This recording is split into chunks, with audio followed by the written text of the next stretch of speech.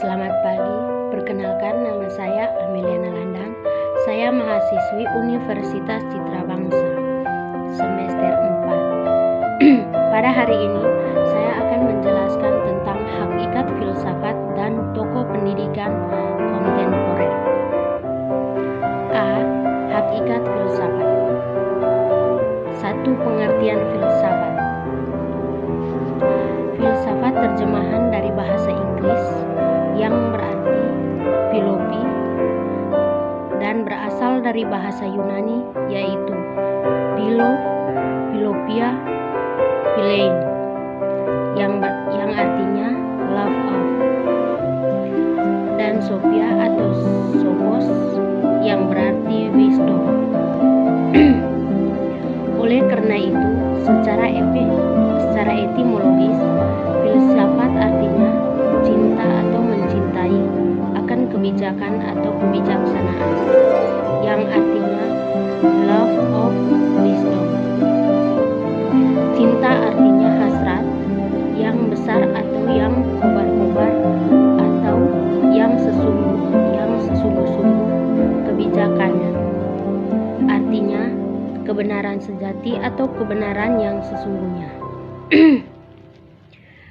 Dengan demikian, filsafat memiliki makna, yaitu hasrat yang menggebu atau keinginan yang sungguh-sungguh atau kemanusiaan keras akan kebenaran sejati.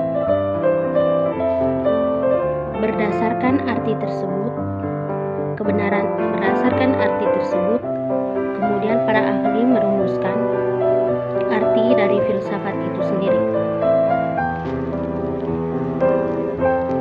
Ada yang menguraikan bahwa filsafat suatu upaya untuk berpikir secara radikal dan menyeluruh dan cara berpikir dengan kupas objek sedalam-dalamnya.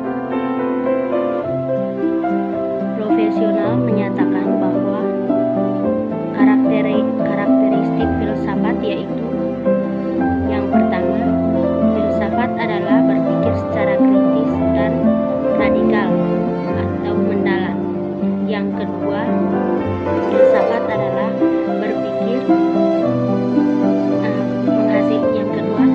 berpikir dalam bentuk yang sistematis. Yang ketiga, filsafat menghasilkan sesuatu yang utuh dan koheren. Yang keempat, filsafat adalah berpikir secara rasional dan konseptual.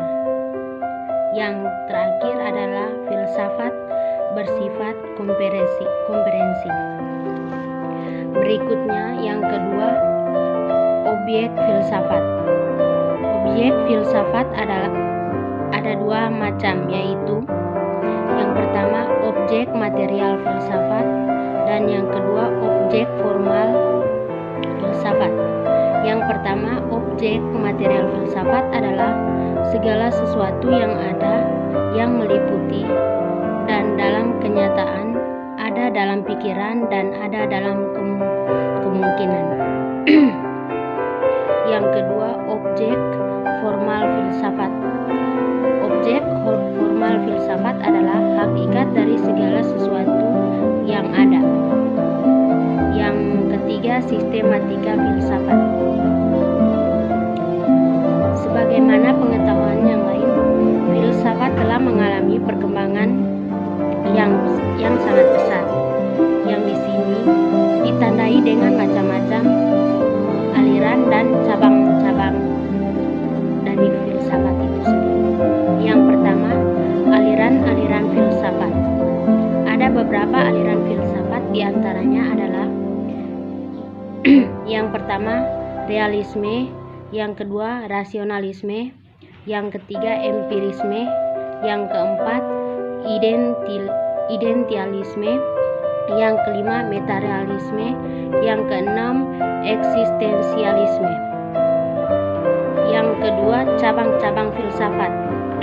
Di antaranya adalah metafisika, yang kedua epistemologi, yang ketiga logika, yang keempat etika, yang kelima estetika, yang keenam filsafat sejarah, ketujuh, filsafat dan politik. Yang berikutnya, tokoh kontemporer.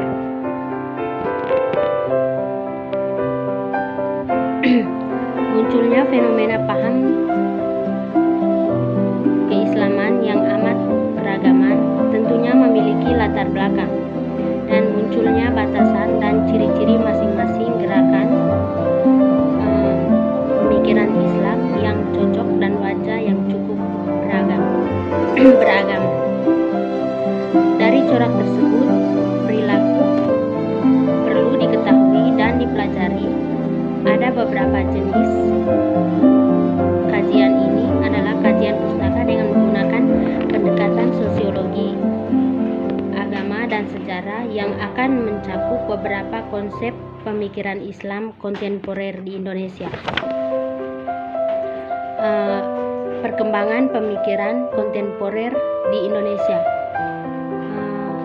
Ini semakin berkembang dan lahirnya beberapa tokoh pemikiran Islam kontemporer di Indonesia.